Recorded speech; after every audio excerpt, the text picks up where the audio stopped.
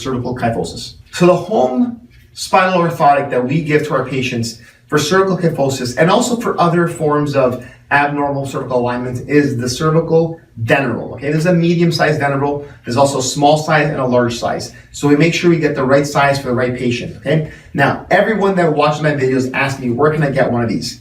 And the answer is this. This is only dispensed by prescription by a qualified practitioner that's trained on this. You have to have your spine analyzed clinically in an examination and also on x-ray. This is only given to a patient based on their x-ray findings. So you cannot go to a retail store or call in and get one shipped to you. It's just not going to happen. You need to have your spine x-rayed and evaluated and see if you're a good candidate for this. Not everyone's a good candidate for this. Someone can have a bad cervical alignment, a postural displacement of the cervical spine, even with a kyphosis possibly, and have not even be indicated for this because there can be instabilities, there can be ligament laxity, there can be hypermobility, there can be other contraindications in the cervical spine, there can be kyphosis of the thoracic spine, which this is not used for that, even if there's a neck problem, we have to address the thoracic spine first. So we can't just give this to anyone by mail or just by shopping around for it, okay? It's gotta be dispensed by a qualified practitioner.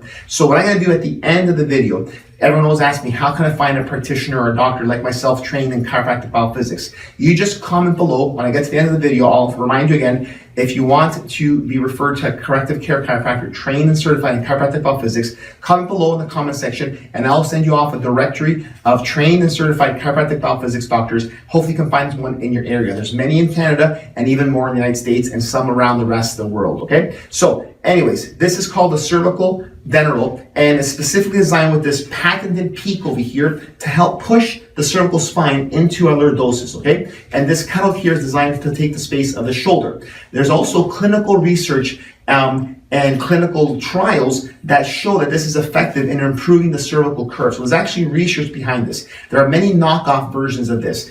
Those are not suitable. We don't recommend the knockoff versions. We recommend the ones by the dental company, and this is called the cervical dental, okay? And this is how we describe it to our patients on how to use it. So the flat part's gonna go on the floor. Now, this is done on the floor, not on the bed. I'm gonna use my table here just to demonstrate and talk to you and my assistant. Otherwise, normally it's done on the floor. So over here, we're gonna lose some distance because of the cushion on the table.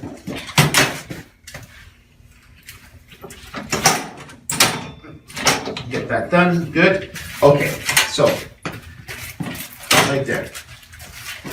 Okay, so this peak here is gonna go at the placement of the kyphosis, okay? And sometimes we'll even do a stress x-ray where we x-ray the patient lying on the dental to see if we get the exact effect that we want and the exact correction that we want, the exact placement that we want, okay? So in this case, we're gonna get it somewhere around the lower neck area because by the time he bends his neck over, will be exactly where the kyphosis is and help improve that curve, okay? So what it looks like on a spine model is like this. And I've had these in my other videos as well. You can look at them. So there's a kyphosis there, right? Someone's going to be lying down. Their head weight is going to cause the neck to go into extension, and the body weight will bring down their shoulders, and there'll be a 3-point bending now. The bending at the peak, the bending of the head down to the table, and the bending of the shoulders down. There's a 3-point bending, and now a nice curve is being induced in there. So that's the goal of this, is to induce a lordosis in the cervical spine to help restore the cervical lordosis and reverse the cervical kyphosis. Lots of words in there. I know it's a little technical and can be confusing, but follow along and go back and watch that part again so you understand what I'm talking about. And we're trying to create ligament creep deformation. So ligaments are stuck like this. They're deformed. We want to reverse that creep deformation into an improved position and get it to set like that. So this is going to require repetition and time. You need to do this for 20 minutes. 20 minutes is the maximum, but it cannot be less than 10 minutes. So between 10 and 20 minutes is the sweet spot. The closer to 20 minutes is better. So 15 to 20 minutes is even better. Every day, twice a day is even better, okay? And the nice thing about these home units is that they can be done not only every day, but especially on the days that the patient's not in the office, because patients will be in the office 3 times a week, but the days they're not here, they gotta be doing something at home. They can go home with the prolordotic neck exerciser and the cervical lordosis. So let's show you how we use this. Okay, Sej, so lie back. I'm gonna help guide him down. Okay, go ahead. Right there. Good. Lie back, lie down a little bit. Good. Okay, right on. And come on this side here. So you'll see here, okay, bring this arm up so they can see here, okay. So his neck is bending over, and this over here is creating a push into his neck, causing a lordosis, okay? Now he's losing some distance here because of the cushion, all right, on the floor to give more of a push. And I do have an actual large one. Let me grab the large one right now. And I'm back with the large one. I love video editing because of that. Here's a large version. So let's replace it with the large. Lift your head up, up, and back down. Okay, so now, okay, it feels more of a stretch there. Yeah. So you see he's more extended. He's a bigger fellow, right? So this is based on individual size as well, right? So bigger fellow. You can see it's nice and bending his neck. So the protocol that we do for our patients is we recommend to get to 20 minutes every day, twice a day, but start with 3 minutes and every day increase 1 to 2 minutes until they reach 20 minutes. First, you do the warm-up exercises and the prolordotic exercise here before at home, and then you do the general, okay? So twice a day is very important. Now, some things to look out for with the general. We always give it to people where they qualify for it. If they don't qualify for it, then they don't receive it, okay? No matter what their curve looks like. We have to be proper about that and make sure we rule out any contraindications. So some discomfort will naturally be part of it, but it gets better and better and easier as the patient uses it more and more. The other thing too is there's some things to look out for that may be irritating. So there can be some numbness or tingling down the arms. If that's the case, then we want the patient to stop that and bring it to our attention. We'll either modify it or stop it. There should be no dizziness and no vomiting feeling. A lot of times that's because of irritation in the proprioceptors and the vestibular response up here, and also the vagus nerve response in the upper cervical neck that can stimulate that nauseous feeling, okay? So we don't want that to happen either. If it happens and it subsides, we'll create some modifications around it, but if it persists, then we stop it.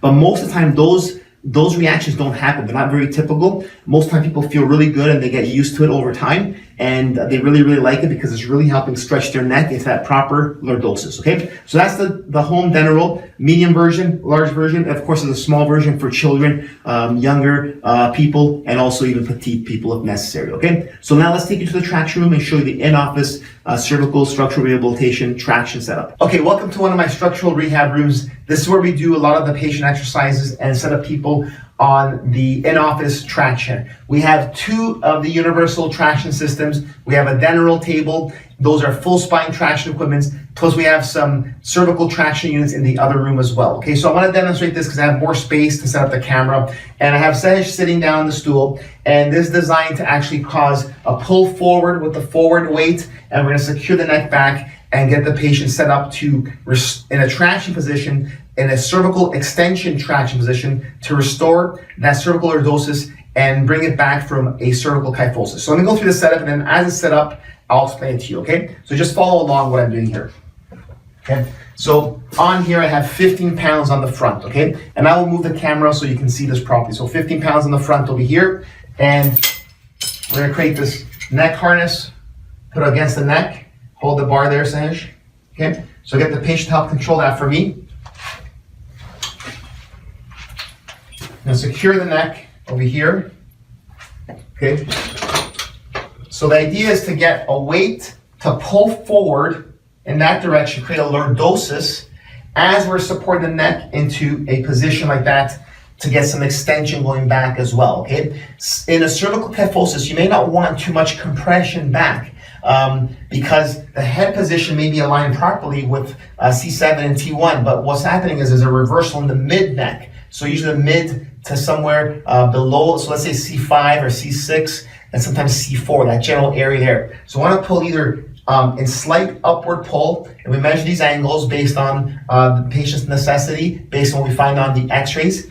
And sometimes we want to go straight flat as well. And sometimes we tilt the head back in extension. Sometimes we don't, depending on what C1 is doing in relation to its normal angle, okay? So in this case, we're just going to go upward pull, slightly that direction. I'm going to release the weight. Okay, hold it. Okay, so he's still holding it. Now go ahead and let go slowly. Okay, so now the weight's going to pull forward. It's going to pull his neck forward. Okay, so see how he's being pulled forward. I got you here, go forward.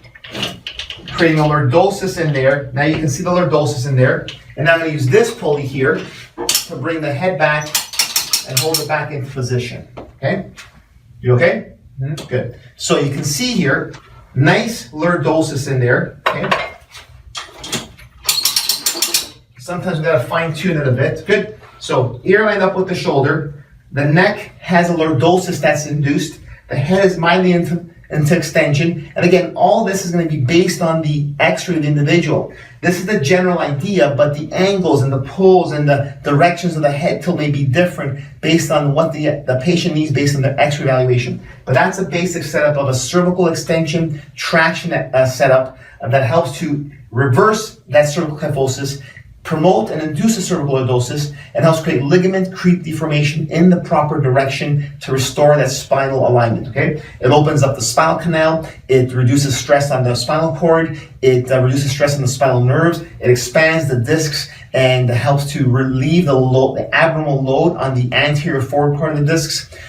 In the long run, once it's restored, it helps to prevent the degenerative process from accelerating. It helps to relieve pain associated with the kyphosis. Lots of benefits to this, okay? How does it feel?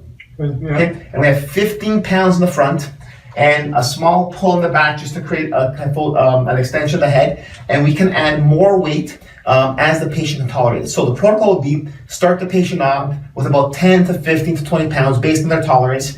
We're going to increase every visit by 1 to 2 minutes. So 3 minutes, 5 minutes, 7 minutes, 9 minutes, and so forth. And we get them to 15 minutes inside our office. When they get to 15 minutes at the current weight of 15 pounds, then we'll drop down the time to 10 minutes and increase the weight maybe up to 20 pounds, also patient tolerance. Then we go from 10 minutes up to 15 minutes again, and at that point, see how they're doing, and increase the weight now from 20 pounds to 25 pounds and decrease the time, and then get back to that 15 minutes again. So we want to keep increasing the actual weight according to patient tolerance, but they may not be able to tolerate the weight at the maximum amount of time every time, so we decrease the time amount as the weight is increasing. Okay, so hope that makes sense. Okay, so there's protocols involved in this and monitoring and so forth. So you can see how we can't just get someone into traction without any pre-warm-up exercises, without adjustments happening first to get everything mobilized and ready for the actual traction. Okay, doing okay? Awesome. I'm gonna take them down in a moment. So that's how we apply corrective treatment. So that's how we treat cervical kyphosis with corrective chiropractic care and with chiropractic biophysics, generally in a chiropractic biophysics office and as well in our office. Hope you found that useful. And I do have more videos about cervical kyphosis right over here. So go ahead and check that out right now. And do subscribe to my channel to get more videos like this and also get more tips and strategies, and comment below so I know what your thoughts are about this video. Go watch that video about cervical kyphosis exercises over here.